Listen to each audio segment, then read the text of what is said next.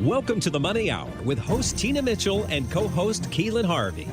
Tina Mitchell, MLO 145420, and Keelan Harvey, MLO 1330075, are licensed loan originators with Highlands Residential Mortgage Limited, NMLS 134871. The views expressed by the speakers on the following program are those of the speakers and do not necessarily reflect the views of Highlands Residential Mortgage Limited, nor are they necessarily endorsed by Highlands Residential Mortgage Limited. Now, in the studio, local mortgage experts Tina Mitchell and Keelan Harvey.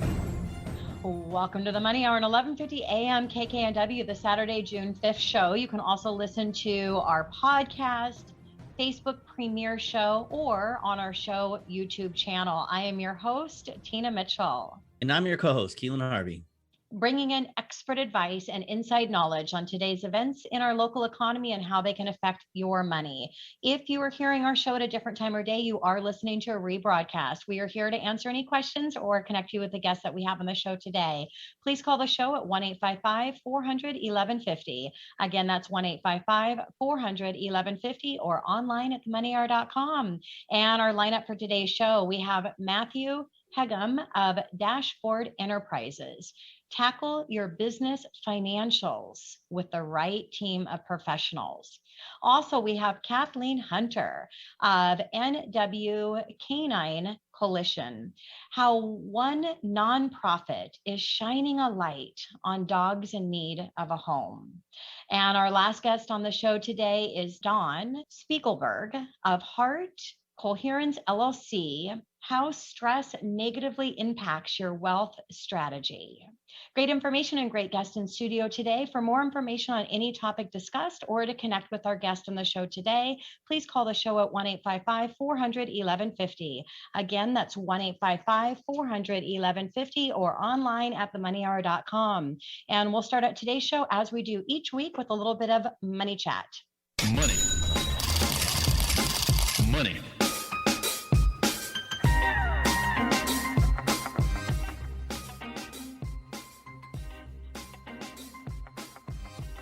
Well, Keelan, what do you have for our money chat today? Well, today I'm going to talk about some of the data and indicators that we pay attention to with pricing and locking our customers' loans. We talk about a little bit of this, but I kind of want to talk about some stuff we didn't touch on very much. So I thought that would be interesting to our listeners to give an insight. So to do that, I want to start out with fixed mortgage rates and treasury yields. So there's a huge misconception from my clients often, and even loan officers, that mortgage rates and 10-year treasury are tied together, are just one thing. And some say that if you watch a 10-year that you could predict the market, when in fact, that's just not true. They're not connected at all. Overall mortgage rates and 10-year treasury yields will likely move in the same direction most of the time, but not always. They appear to move similarly over long periods of times, but lock decisions aren't made over long periods of time. They're shorter time frames, and there can be a significant disconnect between the two instruments, which could lead to locking at the wrong time. So often when we look at charts showing the 10-year treasury and the 30-year mortgage rates over a 30 or 45-day period, which coincides with the time that a borrower would normally decide to lock in a loan, you notice that these two instruments often move in different directions on many occasions during these short time frames. This is why we follow the trading of the mortgage bonds a lot more closely in order to make sure that we're helping our customers with the locking decisions. And we tend to follow the mortgage bond first, but we also look at the 10-year for additional data that can be helpful. And one of the times we do that is when we're on a Fibonacci level. You probably heard that in economics class or me talk about that, when we're on a floor of a ceiling and we're kind of interested if it's going to bounce up or go below the floor, then we can pay attention to that. And speaking of bonds, I also wanted to bring up the relationships of stocks and bonds. So bonds are fixed income instruments that represent loans made by an investor to borrow. Often it's corporate or government bonds. They're typically considered a safer investment because they receive a preference in the case of liquidation. Less risk, less reward. Makes sense. On the other hand, stocks represent ownership of a company, and this investment is usually riskier than bonds. More risk, more reward. Stocks and bonds often have an inverse relationship since they typically compete for the same investment dollar. You're either going to put your money in stocks, you're going to put your money in bond, depending on the environment. When the economy is performing well, people intend to invest in the riskier assets like stocks. The move towards riskier investments will pull investment dollars from bonds, causing bond prices to move lower and their corresponding yields higher. Bonds can often be a safe haven when the economy is doing poorly or in periods of time where there are geopolitical risks, including war, terrorism, etc. We just experienced one of those. COVID was an interesting time. I talked about that on a previous Money Chat. This can cause riskier assets like stocks to sell off, with that money flowing into the safer bond market, causing bond prices to move higher and their corresponding yields lower. And I can do a whole Money Chat on this alone. I mean, I've done some previously to get into how they correspond to rates, but I thought I'd touch on some other things that we haven't talked about on top of that. So another thing we look at is timing. Timing can cause market volatility as well. So the US stock market opens at 9:30 a.m. Eastern time, closes at 4 p.m., whereas the US bond market opens at 8 and it closes at 5 p.m. These are all Eastern time, by the way. It's important to note that the mortgage pricing will unlikely to coincide with the opening of the bond market. And most of the time, lenders such as ourselves will change pricing between, or pricing will change between 10 a.m. and 10:30 Eastern time. So this tells us that the activity in the bond market prior to the issuance of pricing will already be contemplated in the pricing offered. So we will look for that change since pricing was issued and not just the overall day change. And there's other several impacts as well as far as market. So there are a few key times to keep in mind throughout the date, such as the European stock market closes at 11:30 Eastern. Specialists / market makers leave the US stock market at 3:30, which can cause additional volatility. And Fed can buy bonds throughout the day, usually between 11 and 2:30. All these things affect pricing.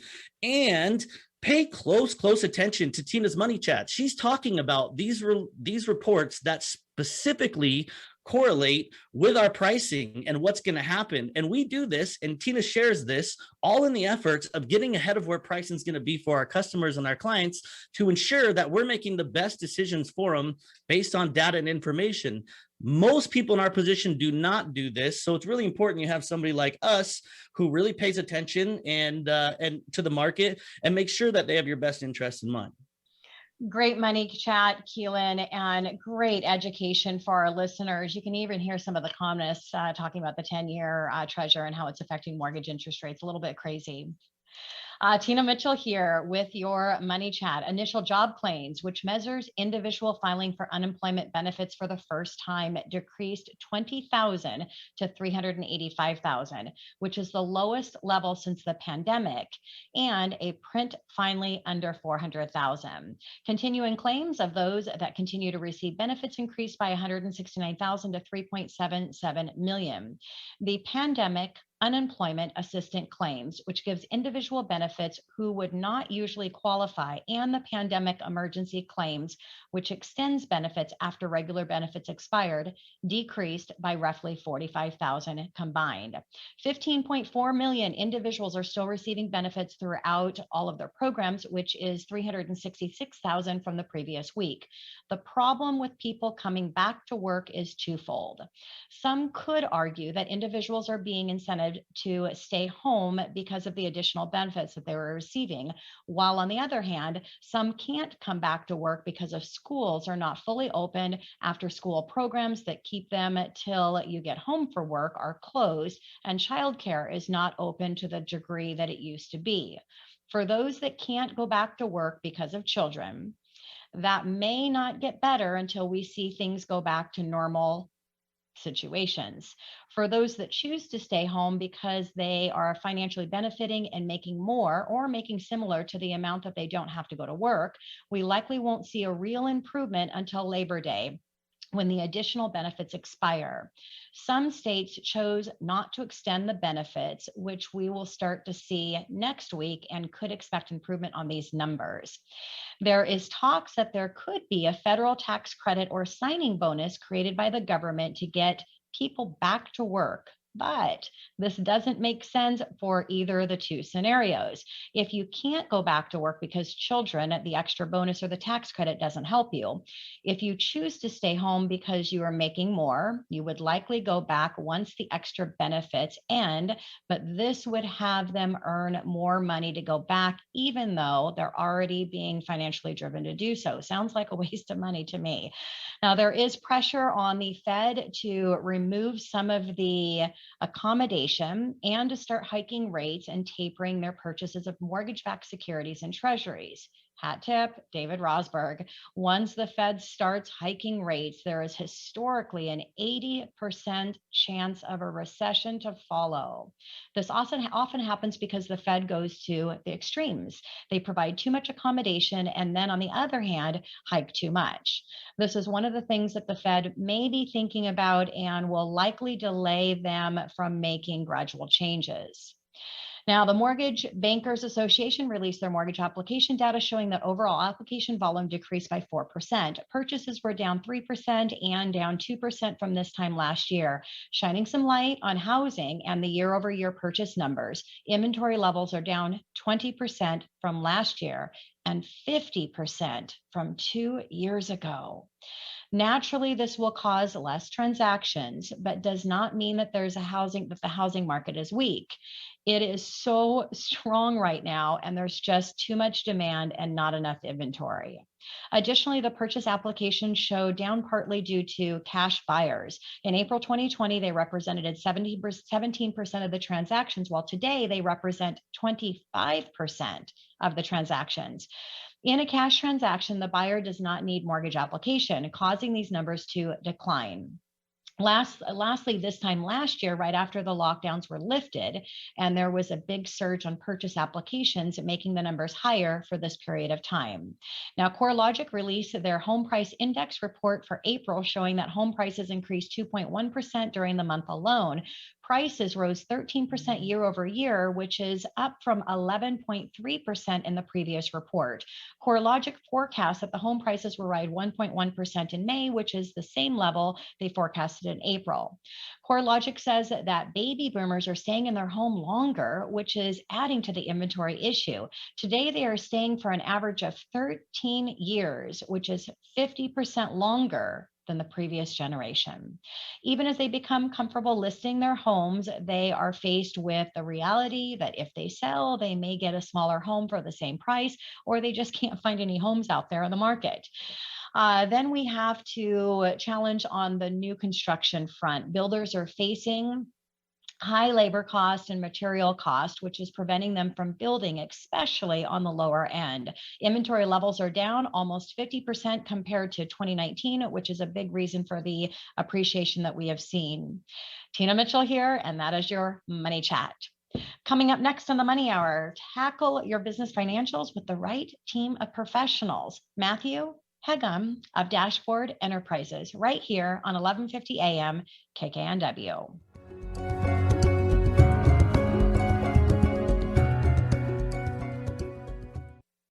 Let me ask you this. Do you wake up in the morning longing for purpose and meaning to your days? Something beyond sitting at a computer and watching the clock tick the minutes away? Well, your days are about to change for the better. The Northwest Canine Coalition, a nonprofit organization whose mission is to shine a light on dogs in need of a home, is looking for volunteers and board members ready to make a difference and save lives. They partner with smaller, lesser-known rescues and shelters throughout the Northwest and provide videos and media segments showcasing their lovable canines. These actually air on King 5 News each week and various social media platforms. To learn more about volunteer opportunities and board membership, email Kathleen Hunter at kathleen@nwk9coalition.org, or you can visit their website at nwk9coalition.org, where you can search for adoptable dogs, watch their dog videos, and make a donation so that they may continue to fulfill their mission. Remember, with your help, we canine do it. Make us part of your daily routine. Alternative Talk 1150. You're listening to The Money Hour with your host, Tina Mitchell, and co-host, Keelan Harvey on Alternative Talk AM 1150. Now, back to the show with local mortgage experts, Tina Mitchell and Keelan Harvey. You are listening to The Money Hour on 1150 AM KKNW, the Saturday, June 5th show. You can also listen to our podcast, Facebook premiere show, or our show on our YouTube channel. I am your host, Tina Mitchell. And I'm your co-host, Keelan Harvey. It is a great day to talk about money, and that's what the show is all about, how to make money, save money, so you can have a better quality of life for you and your family. If you are hearing our show at a different time or day, you are listening to a rebroadcast. We are here to answer any questions or connect you with the guests that we have on the show today. Please call the show at 1-855-400-1150. Again, that's 1-855-400-1150 or online at themoneyhour.com. And now on our show, we have Matthew Hegum of Dashboard Enterprises. Tackle your business financials with the right team of professionals right here on 1150 AM KKNW. Matthew, welcome to the show. Hi, Tina. Nice to see you again. So excited to have you on the show. And a little bit about Matthew. Born out of New York, founded by Carol Salmon, Dashboard is an outsourced accounting department expanding into the Seattle area with a team of CFOs, controllers, and bookkeepers. They help their clients to address the day-to-day accounting needs as they deliver data that informs decision-making and long-term success. With 15 plus years of experience in the industry, Matthew's career highlights, including having been named as one CPA Practice Advisors 20 Under 40 Superstars and being featured as a speaker at conferences like QuickBooks Connect and XeroxCon. Matthew is also a Goldman Sachs 10,000 Small Business alumni and serves as a member of Sage Accounting Advisors Council and a board member for Womix Talks Money. You big rock star, you. That's quite yes, the. I sound very busy, right? Yeah. Well, Keelan, we only have rock stars on the show, right? Yes, and what a list of accomplishments. I want to start out with kind of the basics, and that's how you got started in accounting. Yeah, good question. Well, I like to say that I'm perhaps the only dance major, I hope, that's ever received recognition from CPA Practice Advisor. And that speaks to, I think, my trajectory. It's a very non-traditional path. I started in the arts world. I was a starving artist in New York City, realized that that wasn't going to work out so well for my bank account and my well-being, and migrated my way over to the nonprofit world, found my way to workforce development and job training, ultimately where I discovered the value of the work that we were doing. We were teaching unemployed individuals how to enter into the workforce as accounting professionals. But what I realized at that time as I was doing that work is that the work we were doing was critical to small businesses maintaining their books, maintaining their finances, because that meant that they would be able to ultimately create more jobs and create sustainable businesses. So it was through that non-traditional path that I ended up in this industry. Yeah, and I've had the pleasure of having some quality time with Matthew, and we're definitely going to have you back in, Matthew, to talk about your new play that you are currently in the process of completing. So, Matthew, let's talk about what inspires you about what you're doing. Yeah, well, I think to sort of underscore the fact that what we do is critical to job creation and sustainability for small businesses, I think is certainly at the heart of it. But to the point of the topic that we're here to talk about today, the part of the business that I'm most passionate about is the people side. And really my job at Dashboard is to make sure that my team is growing and evolving as the needs and the demands of the clients grow and evolve too. And that really is my favorite part. It's like being able to coach them, support them, train them, guide them, mentor them, and help them to see how they can help our clients improve their bottom line is what it's all about for me. I love that, Matthew. I can also relate to, I was a semi-pro soccer player at one point, figuring that I got to get a big kids job at one point, and an artist. And here I am helping people buy homes and finance. I think it's like a bigger holistic picture that you get, because you use that artsy side where you can kind of see that bigger picture. As far as what your company actually does, to dive in a little bit deeper, what do you guys actually do specifically? Yeah, exactly. So, Tina provided a little bit of a description talking about outsourced accounting department services with the controllers, CFOs, and bookkeepers. But I think the best way to talk about what we do is by giving an example. And I'll give you an example of an e-commerce client who recently came to us. They actually had a pre-existing CFO, but the CFO was on his way out and needed some support to handle the day-to-day accounting. So we came in, helped him to set up his accounting system, or the accounting system for the business, and then worked with him on some of the reporting requirements that the e-commerce team needed, et cetera, ultimately creating a day-to-day accounting system for the business and serving as that sort of back office operational team to make sure that bills get paid, invoices go out, inventory is counted, financial reports are sent to the right people at the right time so that they can make important business decisions. That's pretty much what we do. Yeah, and as a local mortgage expert, 26 years in the industry, I'm also a time management and business efficiency coach. And I always say, you know, hiring out, embracing your strengths and hiring out your weaknesses, you need to have someone like Dashboard Enterprises on your team so that you can do what you're best at. So Matthew, let's talk about the start of Dashboard Enterprises. How did the company begin? Yeah, that's a great question. So Dashboard was actually founded by Carol Soman, based out of New York. And, you know, she started much the way that most accounting professionals think they're supposed to start. She got her CPA designation, but then rather quickly realized that that was not the path she wanted to take. And so she moved into the private sector and climbed her way through the sort of the finance department, if you will, becoming a controller and then ultimately a CFO.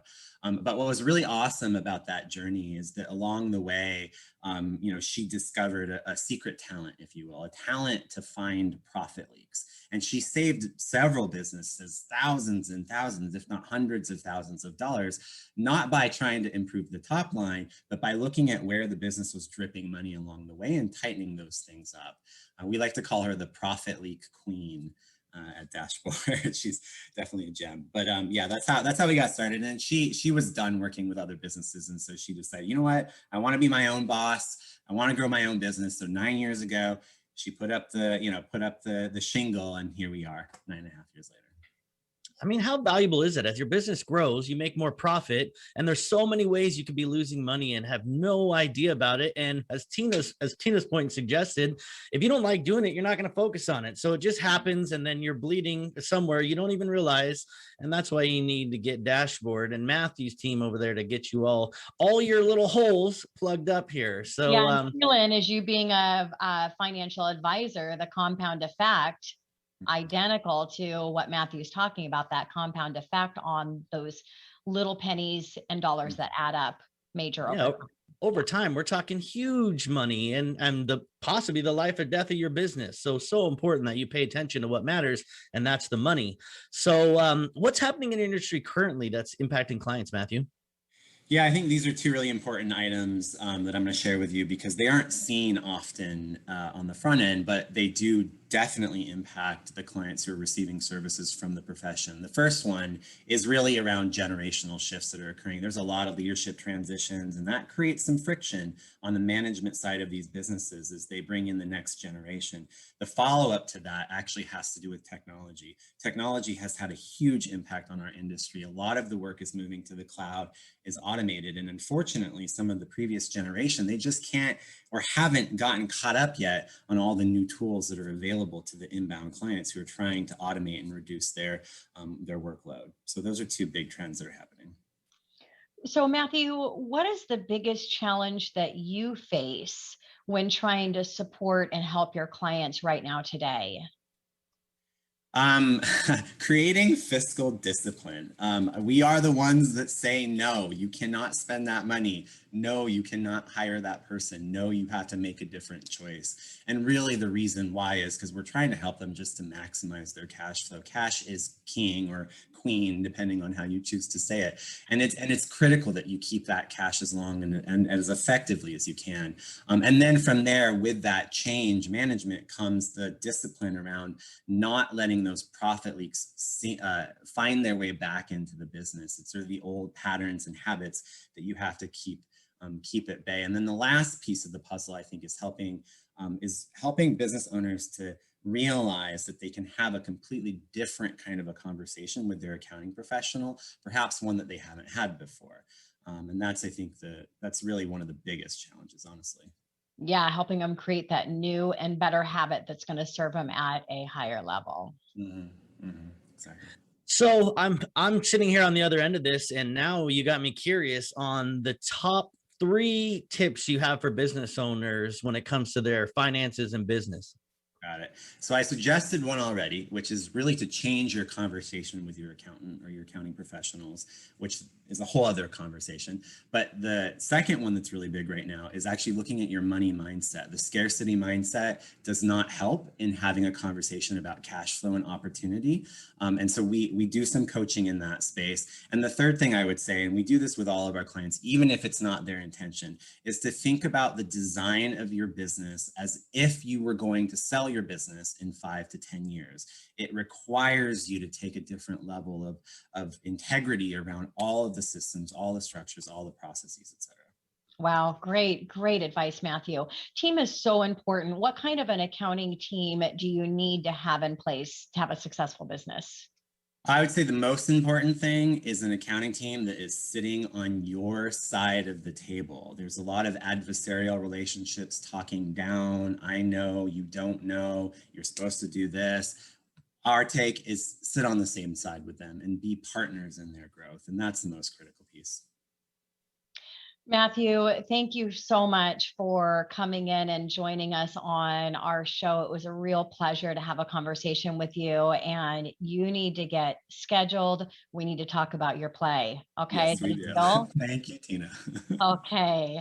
Coming up next on the Money Hour, how one nonprofit is sharing a light on dogs in need of a home. Kathleen Hunter of NW Canine Coalition, right here on 1150 AM KKNW.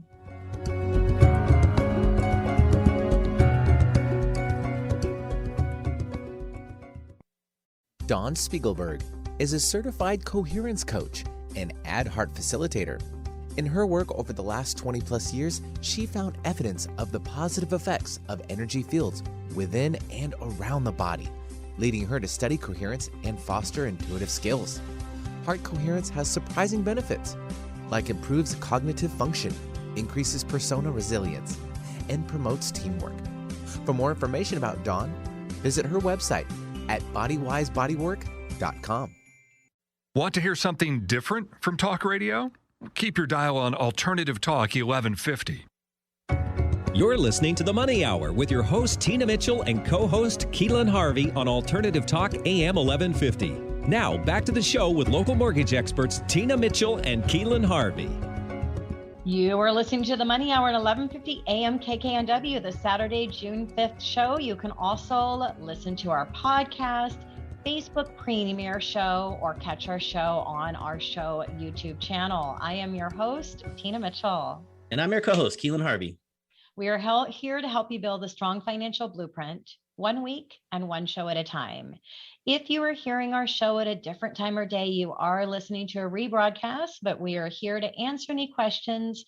More importantly, to connect you with the guests that we have on the show today. Please call the show at 1-855-400-1150. Again, that's 1-855-400-1150 or online at themoneyhour.com.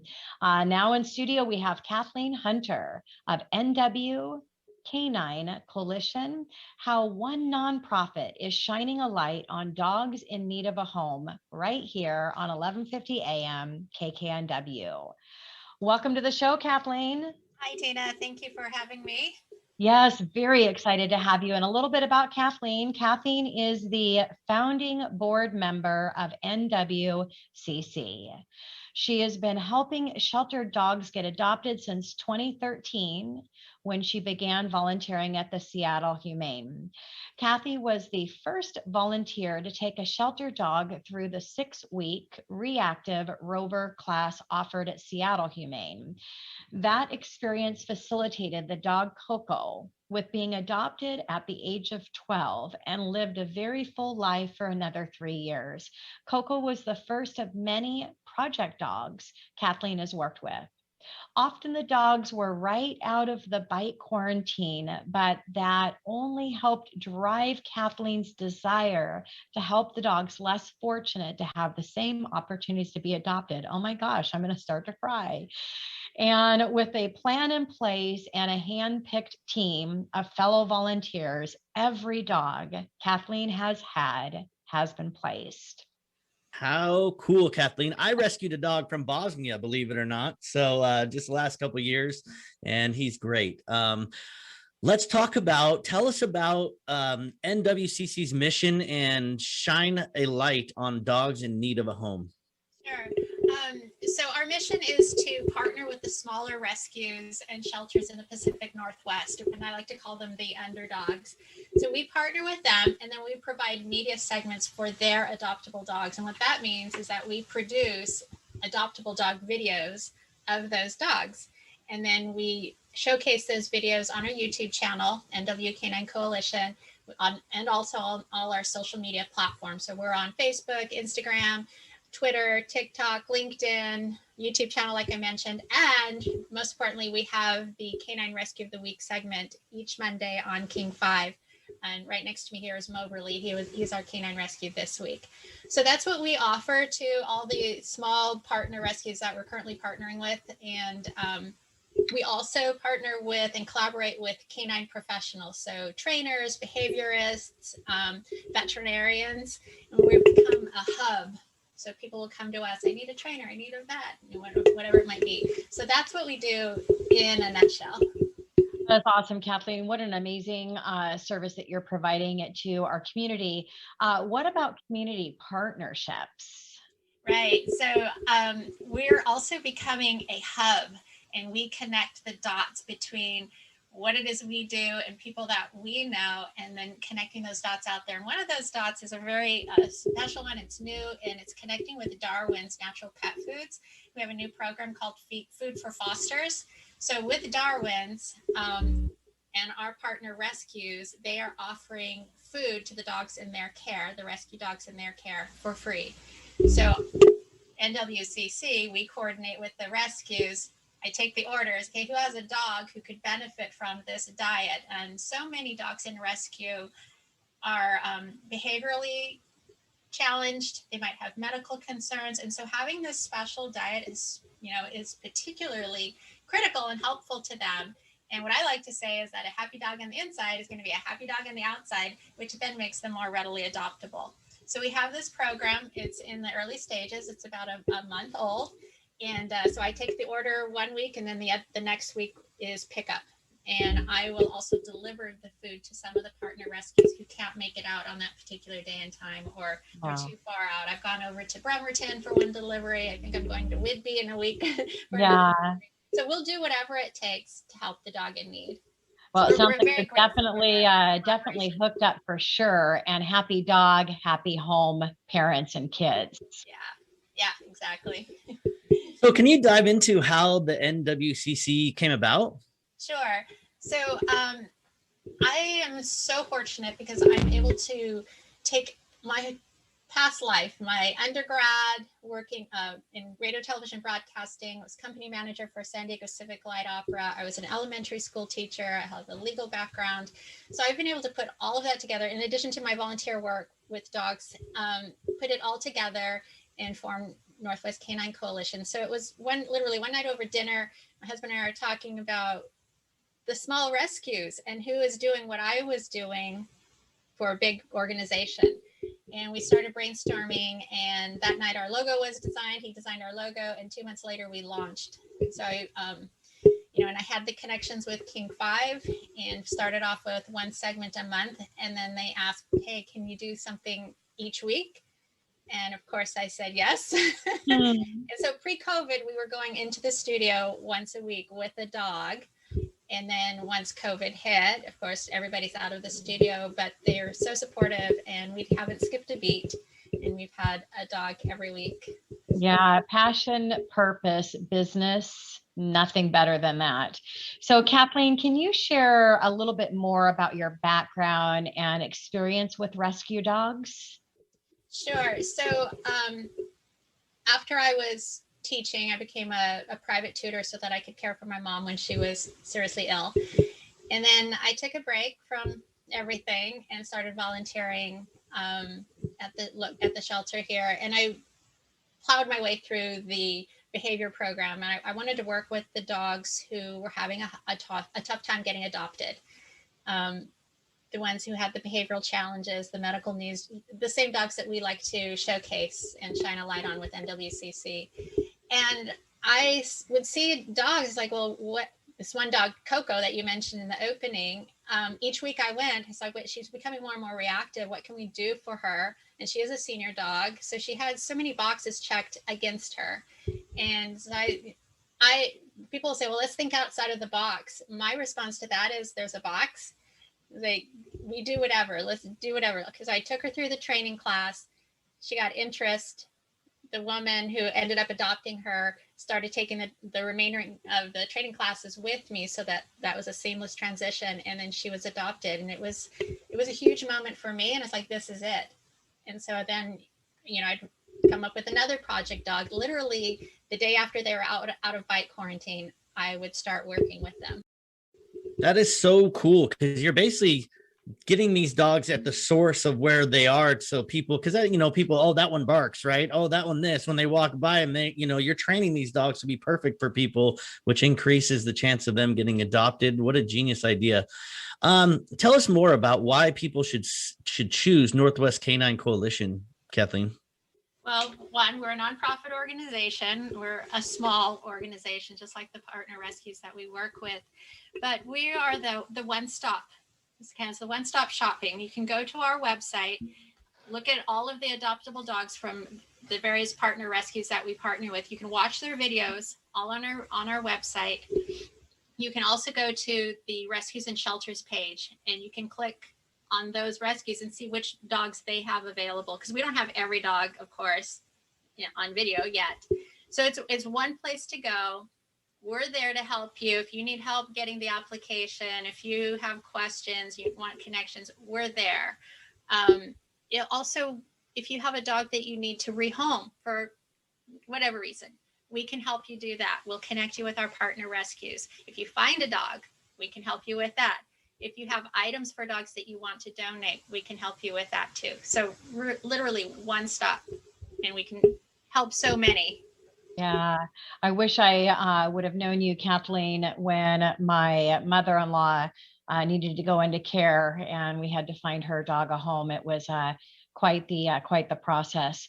So Coco, without a doubt, is a huge success story. Do you have another success story that you can share today? Yeah, just thinking about it, I start getting teary-eyed. I was getting teary-eyed reading the bio. I mean, yeah, it's a beautiful thing. There were many particularly heart-wrenching success stories. I'll talk about Cinnamon though. Cinnamon, I got looped into an email exchange about Cinnamon. He was on the euthanasia list at a shelter down south, and I reached out to our partner rescues, explained the situation, and I also found a foster for the dog, his name for Cinnamon. So I had a foster, but I still needed a rescue to take him under their wings, basically.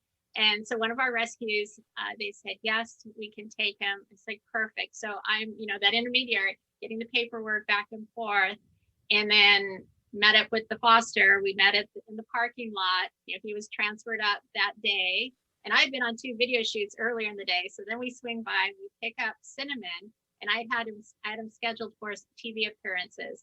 And because of the logistics of where his foster was and the studio, I ended up staying at a hotel with Cinnamon so that we could get to the studio bright and early the next day. And he has been adopted into a perfect home. So so literally saved his life. Oh my gosh, that's so special. How do you operate financially? I know this is kind of changing gears here, but I'm curious, and it's important. Well, it is. We're a nonprofit, so it's all about fundraising and donations and sponsorships. So they're all on our website, various levels of sponsorship for the organization as a whole. You can have your logo, a live link to your business. We also have the opportunity to sponsor our dog videos. So if you want to say like Moberly, your business can be a sponsor of Moberly's video. And then fundraising events. We had our Bark at the Moon Gala last March scheduled, but a week before COVID, we had to cancel. So we pivoted right away, went virtual. We plan to have another one about this time next year. So be on the lookout for that. follow us on all our social media platforms, and you'll stay apprised of what we're doing and when our fundraising events are happening. And you can always just click the donate button. It's always there. We don't want it to get dusty. Quick and easy. Kathleen, thank you so much for the service that you're providing for our furry critters. And if you are listening to the show today, please take action and make a donation and help these little dogs get placed and find a home. Kathleen, thank you for being here. It was an honor to interview you. Thanks for having me.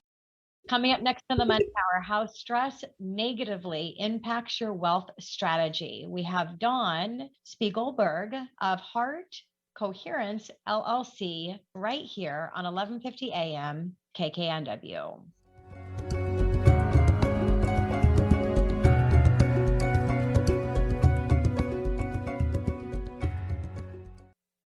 Let me ask you this. Do you wake up in the morning longing for purpose and meaning to your days? Something beyond sitting at a computer and watching the clock tick the minutes away? Well, your days are about to change for the better.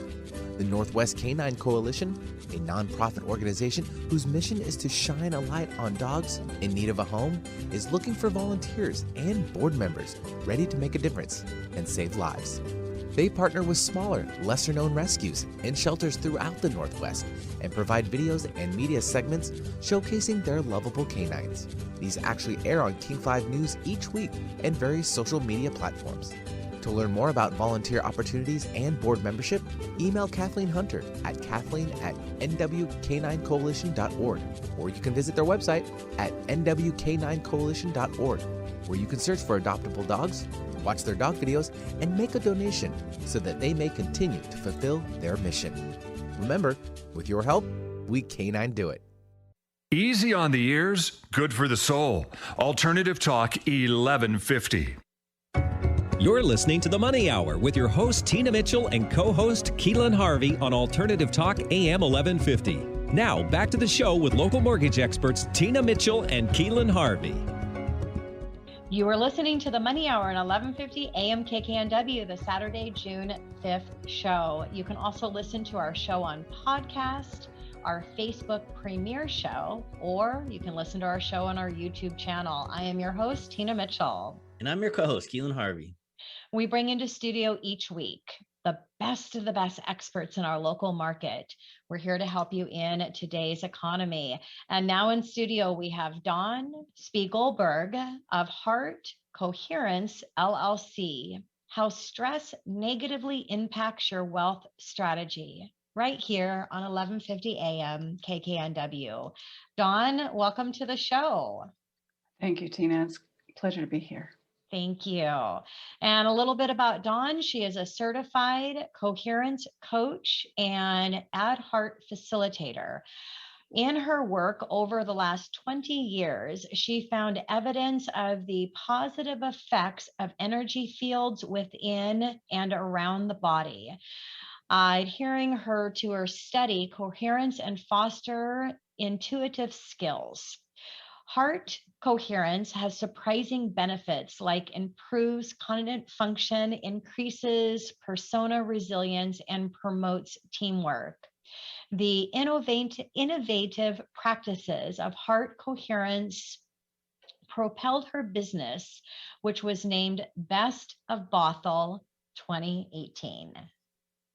How cool. Well, let's start with this. I mean, I have a 1-month-old baby, a dog that's 1, and a 5-year-old, and running the house and a successful business. Stress can happen. So, and why do you feel like people get so stressed? Keelan, you named it. It's the environment that triggers a natural physiological response in our bodies. And so as our environment changes, so does our level of stress. And you named almost every single stressor. In the same household, unfortunately.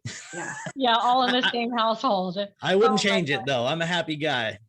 Good for Yeah, you. you are definitely a happy guy and have a happy family, just lots of chaos going on for sure.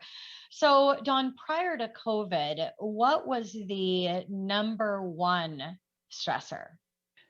So what's really fascinating is that before the coronavirus hit, everyone's boss was considered the number one stressor in their life. And when you imagine that, that's pretty significant because your boss uh, is the one who employs you.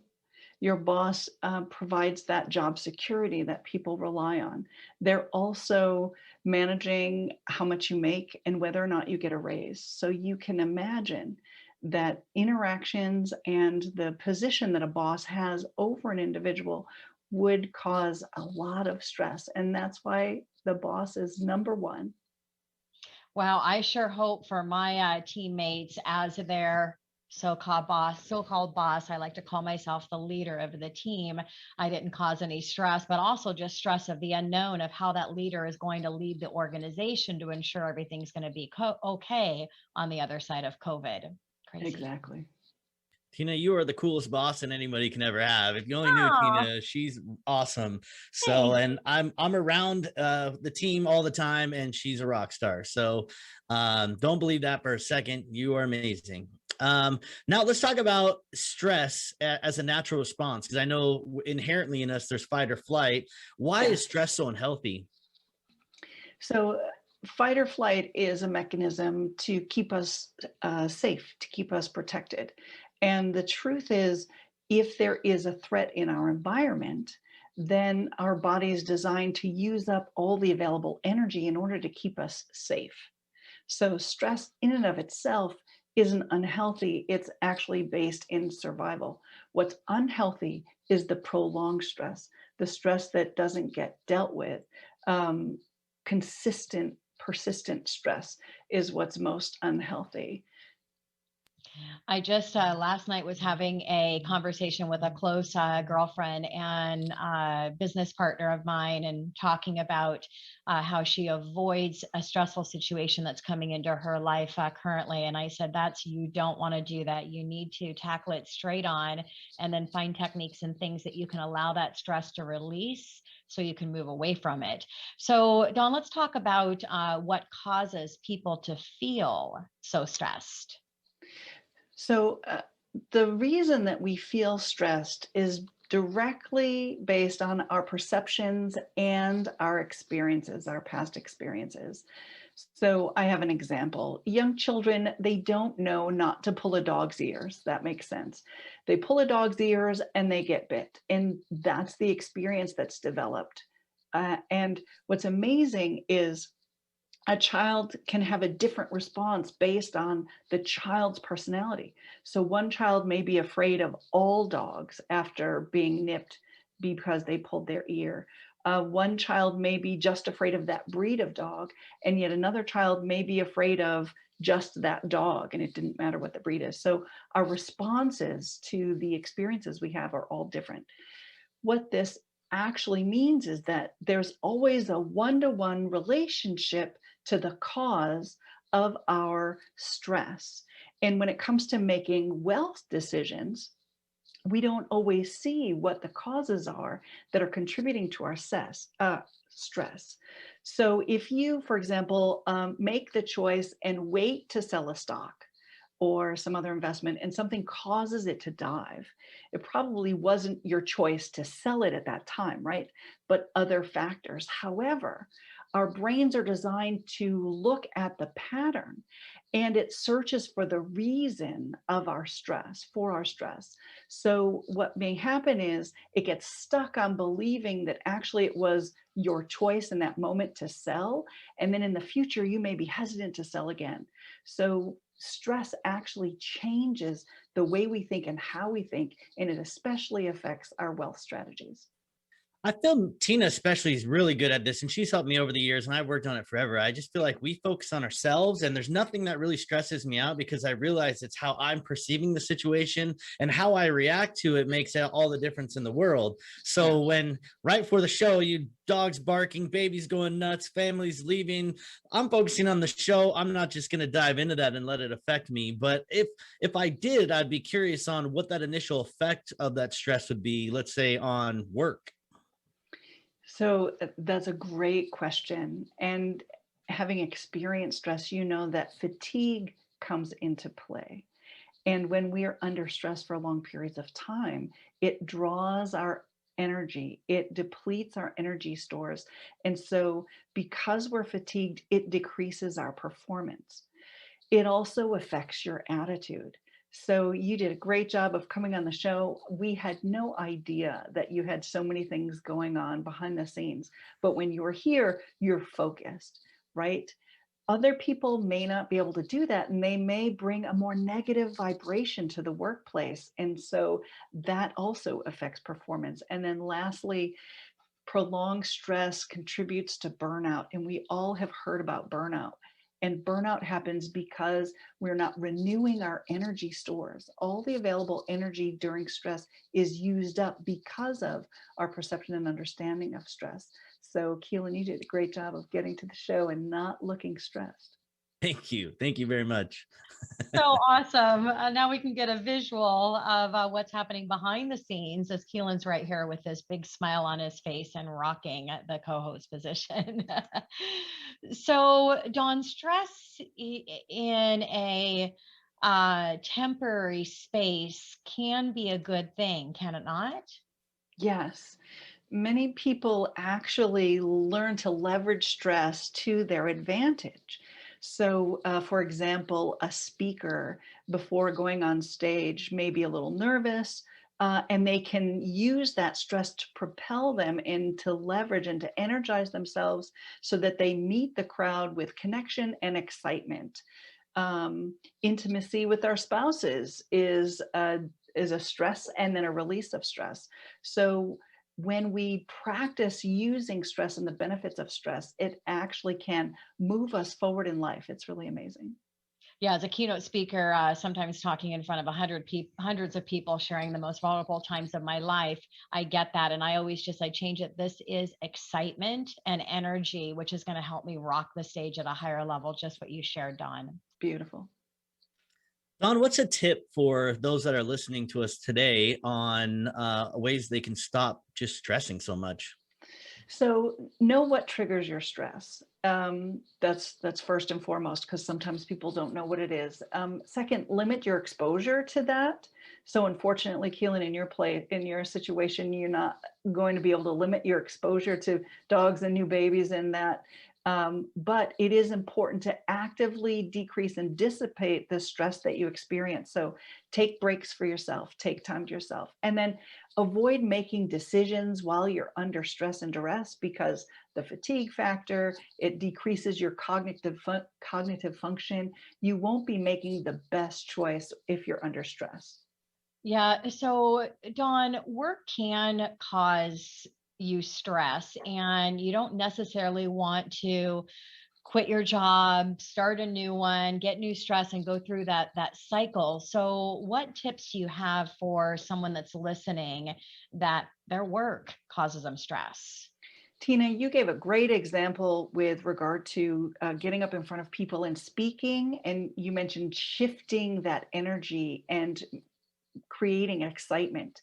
When we change the meaning of the stress that we experience, that's when we can actually leverage it for the better. So stress is attributed to lots of negative things. A lot of times when it's prolonged stress, we struggle with it. But when we change its meaning, then we can really use it to our advantage. And it's really the balance of the universe. Anything supposedly bad is good on the other side. It's just utilizing it, being able to shift, as you said, to the other side of it. Love that. True. And for me personally, I just take it on. So I was also stressed by a boss at one point. So I decided to get rid of a boss and work for myself. You know, it takes, I love that. it takes courage, but you got to do what you can do. If my baby's crying, I'll go pick him up, you know, and try to dissipate the situation. But I find just sitting in that, marinating it is just worse. You just got to get there and tackle it or remove it from your life altogether and change your environment. I can imagine if it affects your work, it's got to affect your wealth. So how can stress negatively affect your wealth? So here's the thing. When you're under stress, you feel that you're threatened by something. And in the midst of being threatened, our mind works to identify the threat to remove it, which means it's decreasing your overall cognitive function. when you're focused on finding what that threat is, because you plan on fighting it, or you're running away from it, or you're trying to hide from it, that just doesn't help us financially. It doesn't help us run away from a situation. We need to address it head on. So you can miss out on an opportunity to build your wealth. You can lose money if you're stressed in making decisions, or you may not be aware of or perceive a great opportunity that would make your wealth increase. So stay out of stress. Stay out of stress. And that's a good last final words in wrapping up our time with you, Dawn. Thank you so much for coming into studio and sharing how to use your stress as a benefit so that you can really conquer your life. Thank you for being here. You're welcome. And thank you again for each of you for the show today. It was an awesome show, and we're signing off. I am your host, Tina Mitchell. And I'm your co-host, Keelan Harvey. We are your local mortgage experts saying goodbye for today. Enjoy the rest of your week and weekend. We look forward to talking more money with you next weekend right here on 1150 AM KKNW. Tina Mitchell, MLO 145420, and Keelan Harvey, MLO 1330075, are licensed loan originators with Highlands Residential Mortgage Limited, NMLS 134871. The views expressed by the speakers on the preceding program are those of the speakers and do not necessarily reflect the views of Highlands Residential Mortgage Limited, nor are they necessarily endorsed by Highlands.